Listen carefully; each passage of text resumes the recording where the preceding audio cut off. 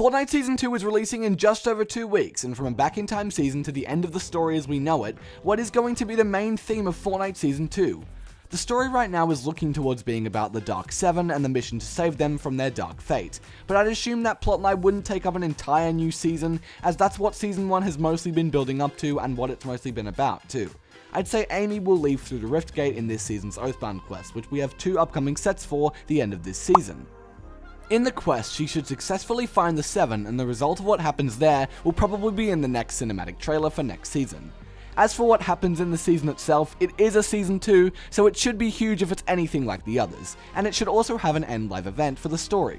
Now, I'm not entirely sure that the story itself will be too crazy initially, as Epic will need to focus on the release of other massive things like creative mode and first person to battle royale.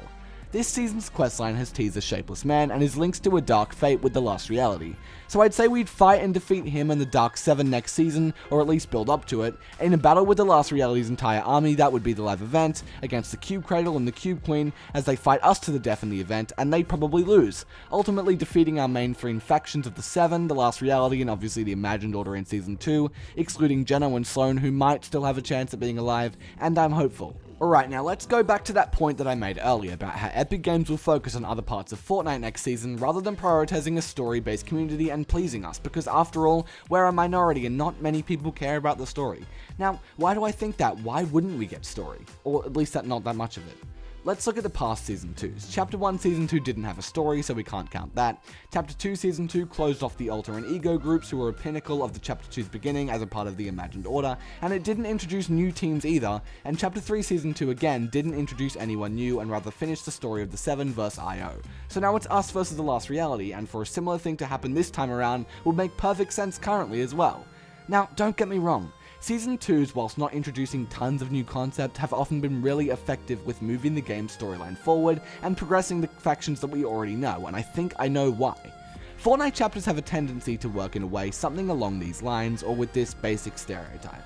A faction goes against one another, we think the bad faction are defeated but they're not, and there's hints of them in Season 1 returns. Now, then everything gets settled in Season 2 when there's a massive war.